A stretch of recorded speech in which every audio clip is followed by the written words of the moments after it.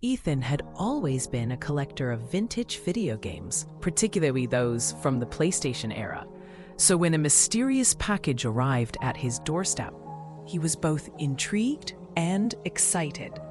The box was old and battered, adorned with faded stickers and a smudged label that simply read, Spyro 3: Year of the Dragon.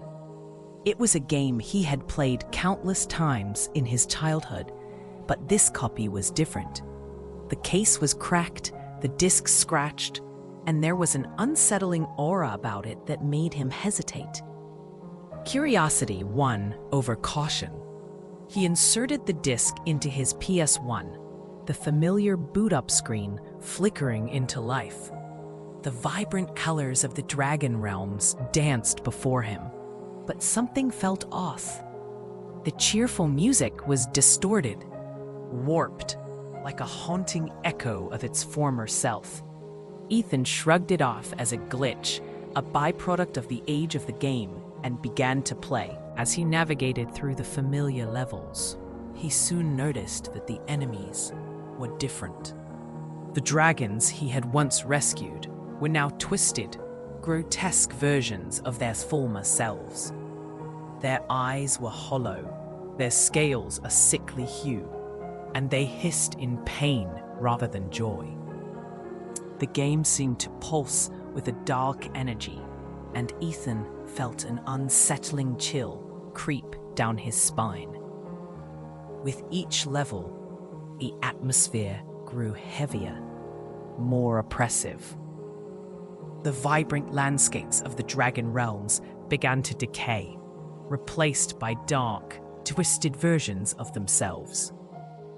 The once cheerful inhabitants had transformed into nightmarish creatures, their cries echoing through the game like a twisted symphony of despair.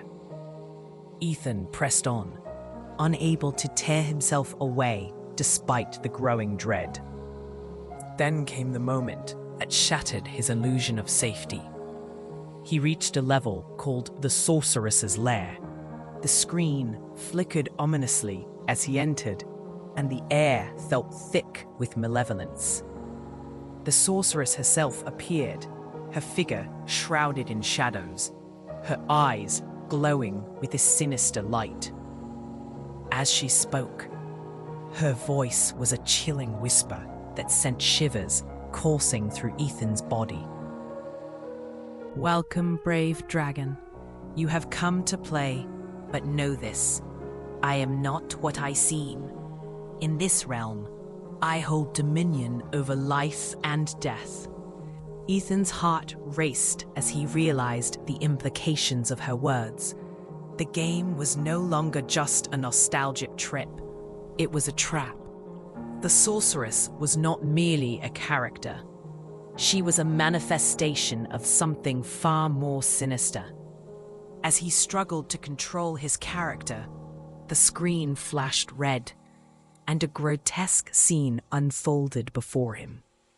The sorceress began to enact a gruesome ritual, her laughter echoing through the room as blood rained down from the sky, staining the once vibrant world in crimson.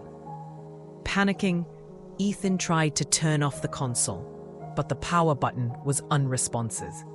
The game had taken control, and he was a mere spectator in this horrifying spectacle. The sorceress turned her gaze toward him, her smile widening, as if she could sense his fear. "You cannot escape, Ethan. Your soul is bound to this game now. Each life I take feeds my power, and soon you will join them." Suddenly, the screen flashed again, and Ethan found himself trapped in a cutscene, where the sorceress hunted down the characters he had once loved.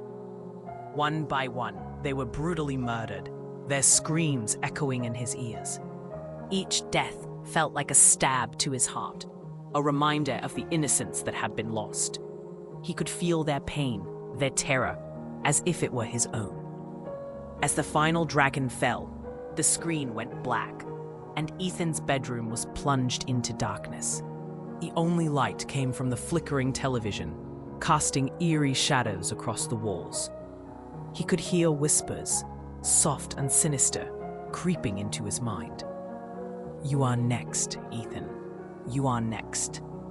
Desperation clawed at him as he fought against the invisible grip of the game. He slammed his fists against the console, screaming for it to stop. Just then, the sorceress's laughter filled the room, echoing off the walls, growing louder and more menacing. "You think you can escape?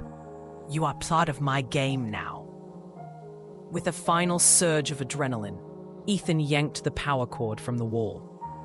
The room fell silent, the oppressive atmosphere lifting as the screen went dark. He gasped for breath, his heart pounding in his chest. It was over. He had escaped.